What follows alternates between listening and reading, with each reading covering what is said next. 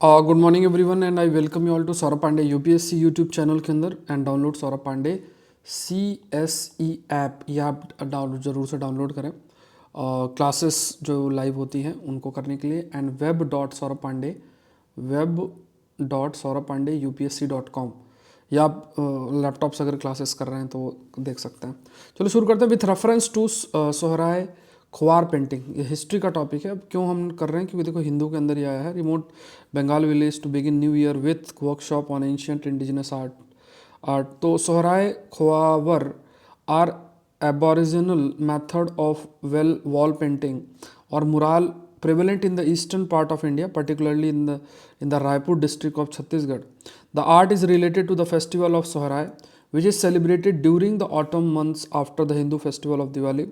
Khowar painting specifically relates marriage rituals among the tribes in the origin, and it is celebrated after the monsoon season and at the start of the paddy harvest season. Correct जो है वो आपको बताना है। तो यहाँ पे ये देखा जाए तो Sohrai and Khovar are aboriginal method of wall painting, मतलब दीवालों पे जो पेंटिंग की जाती है, जो कि प्रिवलेंट है eastern part of India, particularly in Jharkhand. It's not Chhattisgarh, rather Hazaribagh district of Jharkhand. ठीक है, तो ये याद रखना है, that is Hazaribagh, Hazaribagh Hazaribagh district of Jharkhand, ये ध्यान रखना है। द आर्ट इज रिलेटेड, ये तो पहला गलत हो गया क्योंकि this painting is related with Hazaribagh district of Jharkhand. The art is related to the festival of Sohrai, जो कि सेलिब्रेट किया जाता है ऑटम मंथ में after Diwali. Khovar painting specifically relate marriage rituals. जो ख्वार पेंटिंग है वो मैरिज रिचुअल से रिलेटेड है। जो ट्राइब्स हमारे ट्राइबल पीपल हैं रीजन के अंदर, उनके बीच जो मैरिज है तो उससे रिलेटेड ख्वार पेंटिंग है। And it is celebrated after the monsoon season at the start of the paddy harvest, जो चावल की कटाई होती है उसके बाद। तो यहाँ पे सेकंड और थर्ड स्टेटमेंट जो है वो सही है। कौन से स्टेटमेंट से पूछना है, सेकंड थर्ड स्टेटमेंट्स जो हैं वो करेक्ट है। The Sohrai and Khovar are also created on paper and cloth so that they may be sold to the patrons. मतलब पहले जैसे दीवाल है, अब दीवाल तो किसी को बेचेंगे नहीं ना, तो इसको बनाना जनरली अगर देखा जाए तो इनको पेपर और क्लॉथ्स में ही बनाने लग गए हैं। और यहाँ पे जो सोहराय है ये मुंडारी टर्म सोरोई, सोरोई करके एक टर्म है, सोरोई, इससे ये नाम आपका डिराइव हुआ है, जिसका मतलब है टू लैश विद स्टिक, मतलब डंडी से मारना इसका मतलब होता है। सो जो पेंटिंग है उसमें रेड और ब्लैक लाइंस का काफ़ी इस्तेमाल होता है। रेड और ब्लैक लाइंस काफ़ी ज़्यादा इस्तेमाल की जाती हैं इस पेंटिंग के अंदर। रेड लाइंस जो है that represent the blood of ancestors and the black line depicting the eternal death और गॉड शिवा। तो रेड लाइन जो है ब्लड ऑफ एंसेस्टर और ब्लैक लाइन जो है वो लॉर्ड मतलब गॉड शिवा को रिप्रेजेंट करते हैं। तो यहाँ पे 2 और 3 सही। तो ये टॉपिक आपका हिंदू से रिलेटेड है। नेक्स्ट देखते हैं with reference to tapioca plant cassava consider the following statement. ये अगर आप देखोगे तो ये भी हिंदू के अंदर ही आता है, पूरा न्यूज़ नहीं आ पाई। तो ये देख लो, this is a starch extracted from storage roots of cassava plants, a species native to the north and north east region of Brazil. मतलब नॉर्थ और नॉर्थ ईस्ट रीजन जो है ब्राज़ील का, वहाँ पे ये आपका कसावा प्लांट है, उससे ही ये जो हम वी कैन से जो कसावा है उसको एक्सट्रैक्ट किया जाता है फ्रॉम द स्टोरेज। जो रूट है कसावा प्लांट का उससे एक्सट्रैक्ट किया जाता है।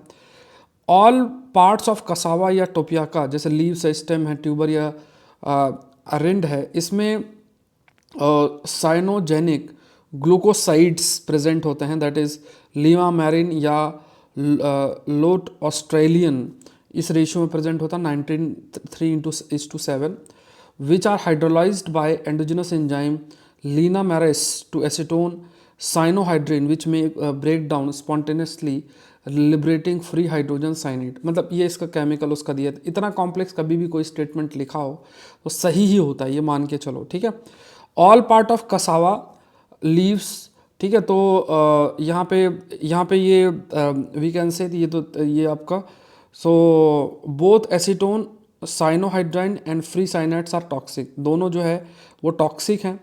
अब यहाँ पे इफ़ यूल फाइंड, तो ये जो थर्ड स्टेटमेंट है ये थोड़ा सा रिपीट हो गया है। ठीक है, तो इसमें एक्चुअली ये both acetone and cyanohydrin and and free cyanides, ये जितने भी हैं ये they are toxic also, they are considered toxic. तो जो कसावा लीव्स है इसमें ये कहा जाता है कि ये अमाउंट ऑफ CNGs, जो CNGs है वो काफ़ी अधिक है। लाइक CNG मतलब साइनोजेनिक ग्लूकोसाइड्स, साइनोजेनिक ग्लूकोसाइड्स की अगर हम बात करें तो ये बहुत अधिक आपका है। तो यहाँ पे अगर देखोगे तो cassava leaves contain about 10 times higher amount of CNGs than root. CNGs की अगर हम बात करें तो cassava leaves basically 10 times, they contain 10 times higher amount of CNG than roots.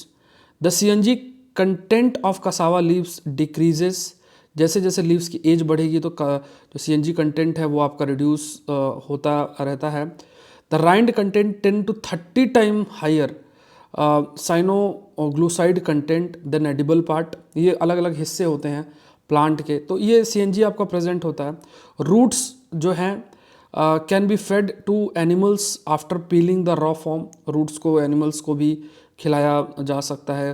And cooking in water by slowly raising the temperature is also advisable. थोड़ा boiling in water, मतलब इस्तेमाल करने से पहले अगर मान लो रूट को एक्सट्रैक्ट करके कोई कंज्यूम करता है तो उसको बॉईल करना ज़रूरी रहता है। और ये जो छिलके टाइप जो निकलते हैं उसमें भी CNG प्रेजेंट होता है, ठीक है। तो मतलब आपको बस ध्यान में रखना CNG क्या है, ये कंपाउंड होता है जिसे हम साइनोजेनिक ग्लूकोसाइड बोलते हैं, ये है। और ये कई बार ये कन्वर्ट होकर फ्री साइनाइड जो कि टॉक्सिक हो सकता है, ये भी प्रेजेंट है। तो यहाँ पे पहला और दूसरा स्टेटमेंट, थर्ड स्टेटमेंट थोड़ा ये रिपीटेड हो गया है, ठीक है। तो यहाँ पे कितने स्टेटमेंट सही हैं, तो यहाँ पे दोनों मतलब यहाँ पे वी कैन से दोनों स्टेटमेंट्स जो हैं वो आपके सही हैं, ठीक है। Both the statements are correct, यहाँ पे ऑल मतलब बोथ आर करेक्ट आप ये मान लो, ठीक है। तो बोथ स्टेटमेंट्स आर करेक्ट, तो फर्स्ट और सेकंड स्टेटमेंट दोनों आपके जो है सही हैं, ठीक है। ये ध्यान रखना है। तो यहाँ पे ये हिंदू के अंदर आया। नेक्स्ट देखते हैं, consider the following statement about the project, following statement about the project Veer Gatha, following statement about the project Veer Gatha. A joint initiative है मिनिस्ट्री ऑफ डिफेंस और मिनिस्ट्री ऑफ होम अफेयर्स का, रिपब्लिक डे सेलिब्रेशन का।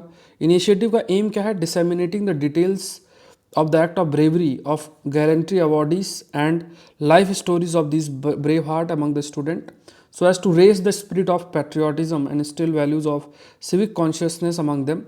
Winner will be awarded a cash prize of 10,000 and get an opportunity to witness the Republic Day parade as a special guest. Correct जो है वो बताना। तो ये joint initiative है ministry of defence और ministry of education का, it's not home affair, rather it is ministry of education. तो ये गलत हो गया, बाकी दोनों स्टेटमेंट आपके सही हैं। तो इससे पूछा कितने स्टेटमेंट सही हैं, तो 2 स्टेटमेंट सही हैं। तो यहाँ पे विनर जो होंगे इसमें, जैसे प्रोजेक्ट वीर गाथा में क्या है कि जो ब्रेवरी है ऑफ गैलेंट्री अवार्डी, उनकी लाइफ स्टोरीज ब्रेव है ना, उन कैसे उन्होंने जो बहादुरी का जो कार्य किया है, जिनकी वजह से उन्हें ये जो पुरस्कार आप कह सकते हैं उससे सम्मानित किया गया है। तो जो बेस्ट होगा इस वीर गाथा के प्रोजेक्ट के अंदर, तो रिपब्लिक डे सेलिब्रेशन के इसमें ये किया जा रहा है, 10,000 रुपये उसको दिया भी जाएगा। तो यहाँ पे ये जो न्यूज़ है ये PIB की न्यूज़ है यहाँ पे, ठीक है। पूरी न्यूज़ डाउनलोड करने के बाद ये न्यूज़ दिख नहीं रही, तो PIB की न्यूज़ है ये। नेक्स्ट देखते हैं, consider the following statement about Bobbili veena, Bobbili veena. तो ये भी देखोगे ये इंडियन एक्सप्रेस का टॉपिक, ये भी हिंदू का टॉपिक है, हिंदू का टॉपिक है। Bobbili veena, Bobbili veena is a large plucked string instrument used in Carnatic classical music. The veena is named after Bobbili, a person who invented. In 2011 the musical instrument got a GI tag from government of India. तो ये क्या है, the veena is named after Bobbili, a place where it was invented. तो मतलब एक बोबिली जगह है, ये पर्सन नहीं है, प्लेस है। तो बोबली जगह है, उसके नाम पे ये वीणा का नाम रखा गया, तो ये तो गलत हो गया। Bobbili veena large plucked string instrument है। वीणा जैसे आपने कार्नेटिक क्लासिकल म्यूजिक मतलब सदर्न पार्ट इंडिया के। तो Bobbili veena is considered to be invented by Bobbili of Vizianagaram district, Andhra Pradesh. And ये इसकी जो मतलब ये आप ये देखना, ये रिलेटेड कहाँ से, आंध्र प्रदेश से। यहाँ पे एक जगह है बोबिली, तो वहीं बना है, इसलिए इसका बोबिनी भी नाम भी रखा गया, जगह के नाम पे इसका नाम है। 17 जो सदी है, 17वीं सेंचुरी है, उसमें ये बनाया गया है। और इस समय जो उस वहाँ के जो राजा थे वो पेडा रायडू करके थे राजा जो थे, ठीक है। एंड यहाँ पे क्या है कि मतलब उस समय जो वीणा है इनको बजाया भी जाता सदर्न पार्ट में। एंड इसमें बहुत समय लगा इसको बनाने में, काफ़ी समय भी लगा, और कई सारे जो उस समय बोबिली के राजा हुआ करते थे तो वो इनको काफ़ी शौक था ऐसा गाना वाना सुनने का। तो ये है, और जो फिर इसको बजाने बजाने लग गए, मतलब इसको जो बजाते थे बोबिली वीणा को, तो उन्होंने वो फिर वो सब लोग मतलब एक समाज से जुड़े रहते थे, मतलब उनका एक अपना एक समाज बन गया जिसे बोबली वीणा कम्युनिटी बोला गया। तो यहाँ पे ये बी है फर्स्ट और थर्ड स्टेट। देखो ये है एडवांस करंट अफेयर्स। मैं बार बार इस चीज़ को आप लोगों को कहता हूँ, कई लोग कमेंट कर, अरे सर वो तो हिंदू में आपको हेडलाइंस पढ़ाया ही नहीं आपने सर, कैसे? अरे जो पढ़ाया हुआ है वो तो आप लोग को करो ना। और कोई भी टॉपिक आप किसी जगह से देख के आते हो, वन लाइनर करंट अफेयर, उसको यहाँ कंपेयर हम क्यों करें? आप ये देखो ना कि जो हम कंटेंट यूपीएससी वाला कर रहे हैं वो क्या कहीं हो रहा है क्या? तो आप ऐसे कभी वन लाइनर टाइप चीज़ों पे नहीं जाना है। हिंदू के अंदर सबसे इंपॉर्टेंट पार्ट है, जैसे जो डिस्कशन होता है 9 साढ़े 9 बजे आपका रहेगा, तो वो कंटेम्प्रेरी एस्पेक्ट का डीप डिस्कशन है। और यहाँ पे 5 AM सीरीज़ में हर एक न्यूज़पेपर, हर एक जगह से जहाँ से भी एडवांस करंट अफेयर्स जो प्रीलिम्स का है, तो वो जहाँ से भी कंटेंट है वो यहाँ पे कवर होगा। ठीक है, एडवांस करंट अफेयर्स का 2 साल का जो कंटेंट है वो मैं आपको कवर करूँगा, जिसमें ज्योग्राफी, एनवायरनमेंट, पॉलिटी, प्रीलिम्स के लिए जो है वो आपका पूरा का पूरा कवर किया जाएगा। ठीक है, तो वो मैं आपको बता दूंगा।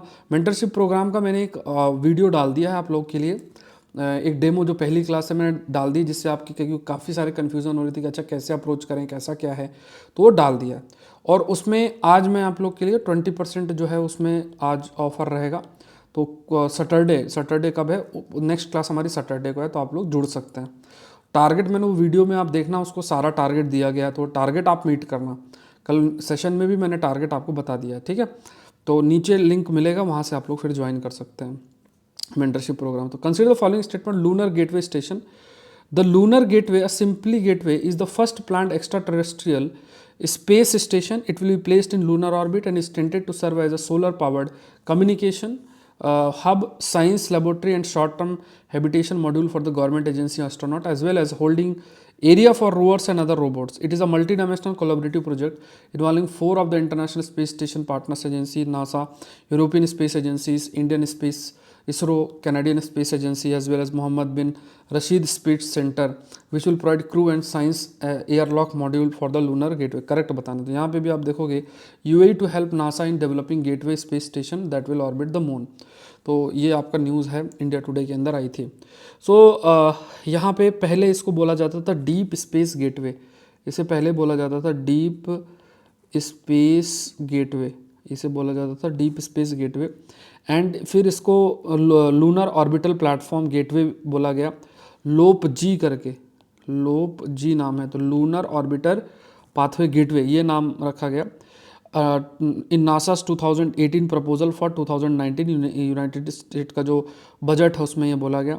लूनर गेटवे क्या है? It is plan to be both for the space station beyond low earth orbit and first space station to the orbit to orbit the moon. ठीक है, मतलब जो स्पेस स्टेशन मून के चक्कर लगाएगा। ठीक है, स्पेस स्टेशन क्या होता है? जिसमें क्रू मेंबर्स जो हैं भेजे जा सकते हैं, वहाँ कुछ समय तक रह सकते हैं, वो स्पेस स्टेशन होते हैं। तो वो ये पहला होगा जो कि मून के चक्कर लगाएगा। और अभी जो जैसे स्पेस स्टेशन है वो लोअर अर्थ ऑर्बिट में है। अभी जैसे space station, international space station है, लोअर अर्थ ऑर्बिट में है, जैसे 400-500 kilometre above the earth surface. तो ये जो लॉप जी है ये बेसिकली मून के चक्कर लगाएगा। तो पहला ये स्पेस स्टेशन होगा जो कि बियॉन्ड लोअर अर्थ ऑर्बिट होगा। ठीक है, ये पॉइंट आपको ध्यान में रखना है। फिर ये क्या है कि it is a multinational collaborative project, मतलब इसमें कई स्पेस स्टेशन से इन्वॉल्व रहेंगे। जैसे इसमें आपका नासा इन्वॉल्व है, यूरोपियन स्पेस एजेंसी इन्वॉल्व है, और इस पर जापान की जो एजेंसी वो इन्वॉल्व है, कनाडा की स्पेस एजेंसी वो इन्वॉल्व है। फिर उसके बाद मोहम्मद बिन राशिद स्पेस सेंटर वो इन्वॉल्व है। इसमें इसरो इन्वॉल्व नहीं है। ठीक है, ये ध्यान में रखना है। तो ये गलत हो गया और बाकी दोनों सही हैं। तो यहाँ पे इसरो इसमें नहीं है, ये ध्यान में रखना। तो लोप जी क्या है ये ध्यान रखना, इंपॉर्टेंट है। What is dynamic asset allocation? Dynamic asset allocation is a strategy of portfolio diversification in which the mix of financial asset is adjusted based on macro trends either in the economy or the stock market. The stock and the bond component of the portfolio might be adjusted based on the well-being of the economy, the health of the specific sector, or the presence of the broad-based bear or the bull market. The general premise of dynamic asset allocation is to respond to current risk and downturn and take advantage of the trend to achieve return that exceed the targeted benchmark. Correct जो है वो आपको बताना है, ठीक है।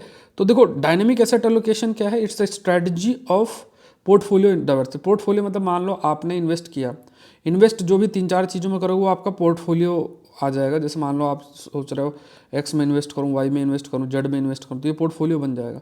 इसको diversify करना जरूरी है, मतलब X Y Z A B C, तो ये डाइवर्सिफिकेशन हो गया।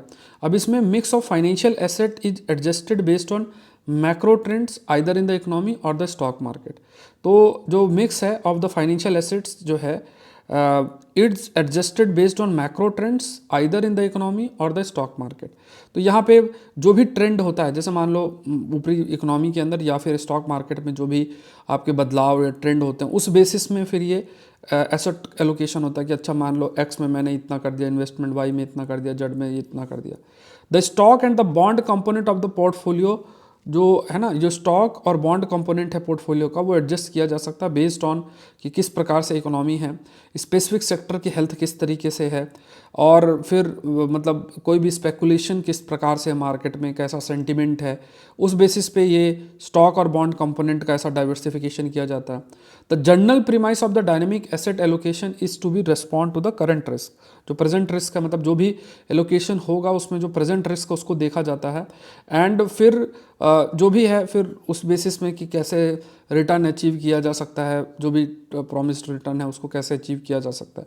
तो यहाँ पे तीनों ही स्टेटमेंट सही हैं about the dynamic asset allocation, ठीक है। इसलिए इसे डायनेमिक बोला गया। देखो परमानेंट या फिक्स क्या होता है कि भाई कुछ भी हो जाए वो फिक्स ही रहना है, मतलब है ना। लेकिन डायनेमिक क्या होता है कि डिपेंडिंग अपॉन द सिचुएशन चीज़ें आप बदलना है। तो अगर आप इस टर्म को भी थोड़ा सा एनालाइज करोगे ना तो ईजिली आप कंक्लूड कर सकते हो, ठीक है। तो ये आप देख सकते हो mutual fund applies for dynamic asset allocation scheme with SEBI. अब देखते हैं गोकतुर्क के बारे में है। दे वे are nomadic confederation of Turkic people in medieval inner Asia. गोकतुर्क्स जो है सेलेंशियल तुर्क्स ऑफ सेंट्रल एशिया में also have originated as an ethnic group under the Xiongnu who ruled the eastern Eurasian steppe from about 2nd century and until about the 1st century AD। Correct बताना, तो इसमें दोनों statement इसमें सही है। Gawk तुर्क जो है आप देखोगे तो ये न्यूज़ में है 1500 year old gold buckles depicting rural majestically sitting on the throne discovered in Kazakhstan. तो ये देखो यहाँ से टॉपिक लिया गया। अब ये देखो तो बाकी अगर आप यूट्यूब चैनल जाकर सर्च कर लो ना, उनको तो इस न्यूज़ की खबर भी नहीं होगी कि ऐसी कोई न्यूज़ आई भी है।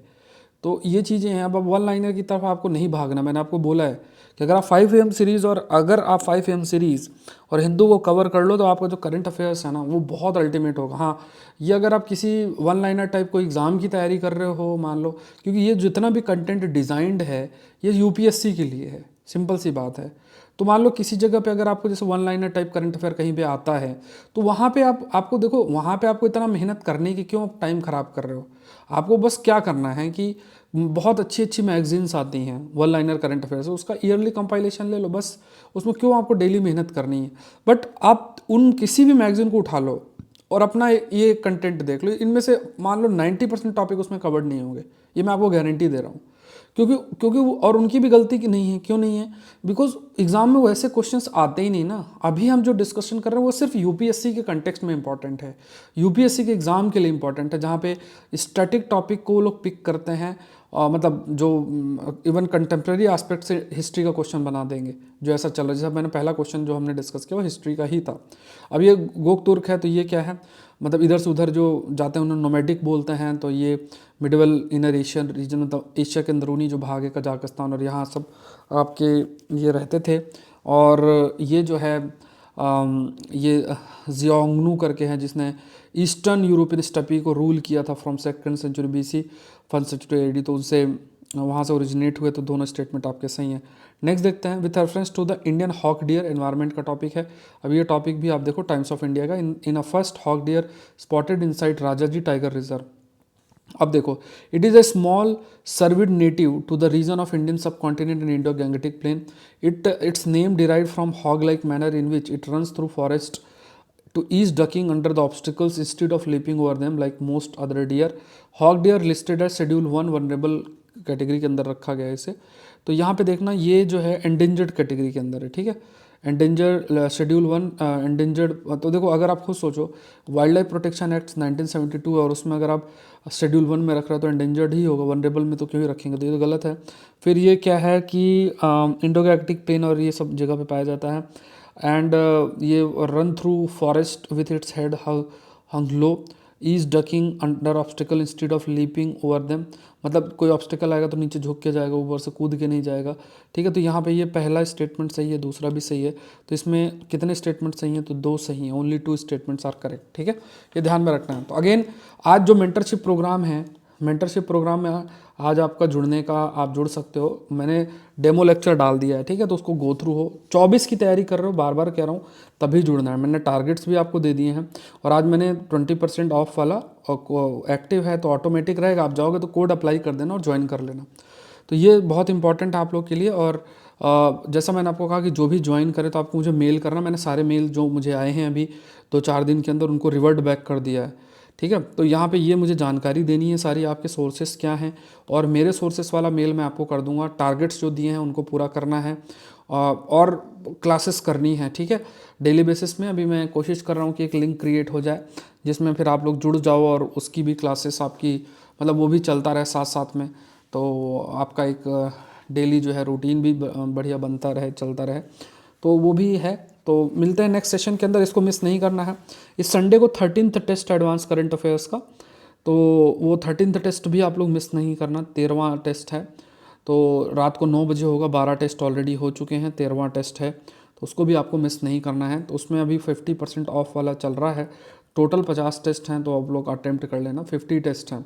ठीक है, अब देखो ये कंटेंट जो बनाए जाते हैं कोई वन लाइनर कंटेंट नहीं है, इन कंटेंट को बनाना और ये सब चीज़ें में थोड़ा बहुत समय भी लगता है, काफ़ी लॉजिस्टिक्स जो है वो इन्वॉल्व रहती हैं। तो ये देखो ये टेलीग्राम चैनल है, इससे आप लोग जुड़ जाना, सौरभ पांडे यूपीएससी करके है, सबका लिंक आपका नीचे दिया हुआ है। कोर्स को भी कैसे ज्वाइन करें तो वो भी मैंने लिंक दे रखा है नीचे, आप डिस्क्रिप्शन बॉक्स में देख लेना। मिलता है नेक्स्ट सेशन के अंदर। Thank you everyone, thank you.